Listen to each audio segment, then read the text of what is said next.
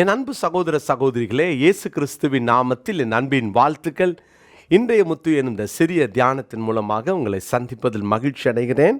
சிந்தையில் என்னென்ன சிந்தை இருக்கணும், எதெல்லாம் சிந்திக்க கடமைப்பட்டிருக்கிறோன்னு சொல்லி நம்ம வேதத்தில் நம்ம தியானித்து கொண்டிருக்கிறோம். பிரியமானவர்களே, நேற்று தினத்தில் நம்முடைய வழிகளை சிந்தித்தால்தான் நாம் நமக்குள்ளாக அந்த இளைப்பாறுதலை பெற்றுக்கொள்ள முடியுன்றதை நேற்று தியானித்தோம்.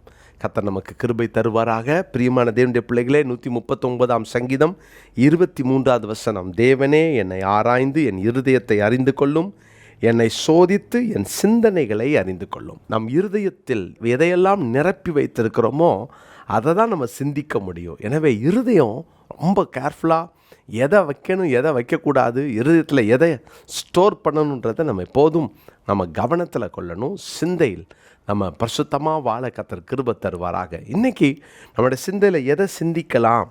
வேதத்தில் ஏசாயா தீர்க்கதரிசன புஸ்தகம் 5ஆம் அதிகாரத்தின் 12வது வசனத்தை நான் வாசிக்கிறேன். ஏசாயா 5ஆம் அதிகாரம் 12வது வசனம், அவர்கள் சுரமண்டலத்தையும் தம்புருவையும் மேளத்தையும் நாகசுரத்தையும் மதுபானத்தையும் வைத்து விருந்து கொண்டாடுகிறார்கள், ஆனாலும் கர்த்தரின் கிரியையை நோக்குகிறதும் இல்லை, அவர் கரத்தின் செய்கையை சிந்திக்கிறதும் இல்லை.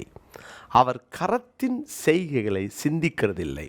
இன்றைக்கி நிறைய முறுமுறுப்பு வர்றதுக்கு காரணமும், துணிகரங்கள் வருவதற்கு காரணமும், நன்றி உணர்வு அல்லாத ஒரு வாழ்க்கை வாழ்வதற்கு காரணமும் கர்த்தரின் செய்கையை சிந்திக்கிறதில்லை. தேவன் யார், அவர் செய்கை எப்படிப்பட்டதுன்றதை சிந்திக்காத எந்த மனிதனும் அவன் இப்படி தான் அவனுடைய வாழ்க்கையில் தேவன் அருவருக்கிற ஒரு வாழ்க்கை வாழ்வான். பாருங்கள், நேபுகாத் நேச்சார் எருசலேமிலிருந்து பொன் வெள்ளி பாத்திரங்களை ஆலயத்திலேருந்து கொண்டு வந்து அதை வைத்தாலும் அவனுக்கு வந்த பெருமைக்கு காரணத்தை பார்த்தீங்கன்னா, தன்னுடைய ராஜ்யத்தின் மேன்மைக்காக நான் கட்டினேன் என்று அங்கே அவன் பெருமைப்பட்டான். தேவன் அவனை தள்ளினார். அப்புறம் திரும்ப தாழ்த்தினார். உடனே கர்த்தர் அவனை உயர்த்தினார். அப்போ இதையெல்லாம் பார்த்தும் பெல்ஷாத்சார் ராஜா தானியேல் 5ஆம் அதிகாரத்தில் ஒரு தெய்வ பயம் இல்லாமல், ராஜாவுக்கு என்ன நடந்துச்சுன்னு அவனுக்கு தெரியும்.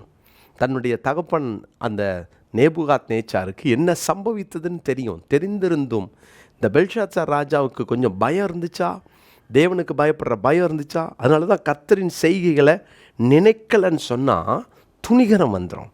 கர்த்தர் செய்த நன்மையை நினைக்கலன்னா நமக்குள்ளே முறுமுறுப்பு வந்துடும். கர்த்தரின் செய்கையை நினைக்கலன்னா நமக்குள்ளாக நன்றி கெட்டவர்களாக நம்ம மாறிடுவோம். இதுதான் நம்ம சிந்தையில் எப்போதும் கர்த்தருடைய செய்கைகளை மறக்கவே கூடாது. என் ஆத்மாவே அவர் செய்த சகல உபகாரங்களையும் மறவாதே. தேவனுடைய செய்கைகளை நீங்கள் சிந்திக்கிறது உண்டா? தேவனுடைய செய்கைகள் எவ்வளவு நன்மை செஞ்சுருக்கிறார் யோசித்து பாருங்களேன். நம்ம ஒன்று நடக்காததுக்காக தான் உட்காந்து முறுமுறுப்போம். அதுக்கு தான் உட்காந்து தேவனிடத்தில் போராடிக்கிட்டு இருப்போம். ஏன் நடக்கலைன்னு. ஆண்டவர் செஞ்சதை நீங்கள் சிந்தித்து நன்றி சொல்கிற பழக்கம் உங்களுக்கு உண்டா? சிந்திக்கலைன்னா எப்படி நம்ம நன்றி உள்ளவர்களாக வாழ முடியும்? ஏன்னா இருதயத்தில் நம்ம அவைகளை மறந்துட்டோம். இருதயம் முழுசும் தேவன் என்ன கொடுக்கலன்ற அதிருப்தியால் நிரம்பி இருக்கிறோம். இருதயம் கடினப்பட்டு போயிருக்கிறது. பிரியமான கர்த்தருடைய பிள்ளைகளே, கர்த்தர் செய்த அந்த செய்கையை சிந்தித்து பாருங்கள். கர்த்தரின் செய்கை, இஸ்ரவேல் ஜனங்கள் கர்த்தரின் செய்கையை மறந்துட்டாங்க. நேற்று நடந்த அற்புதத்தை அடுத்த நாள் மறந்தாங்களே.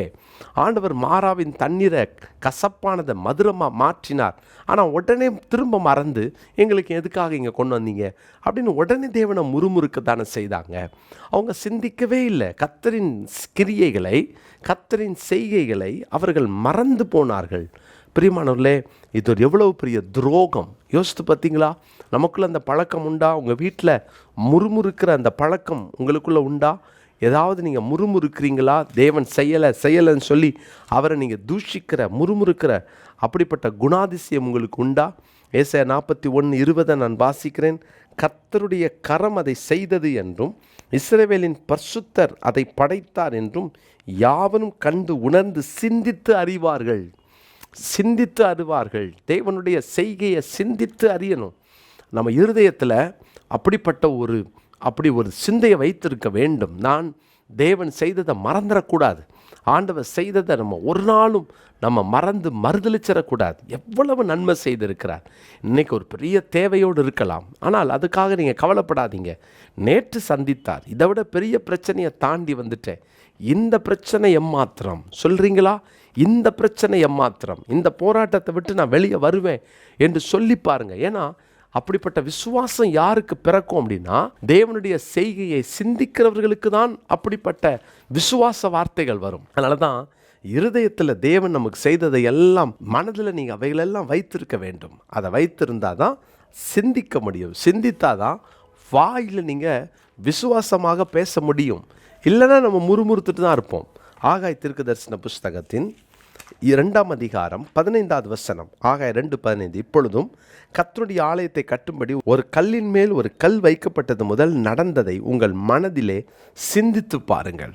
உங்கள் மனதிலே சிந்தித்து பாருங்கள்.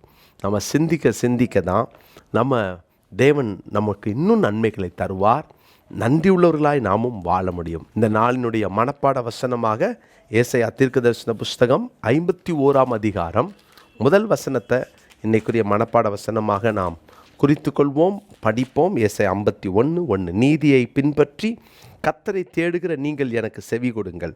நீங்கள் வெட்டி எடுக்கப்பட்ட கன்மலையையும் நீங்கள் தோண்டி எடுக்கப்பட்ட துறவின் குழியையும் நோக்கி பாருங்கள். மறந்துடாதீங்க. தேவனுடைய செய்கையை சிந்தித்து பாருங்கள். நம்மளை எப்படி வாழ வச்சிருக்கிறார்.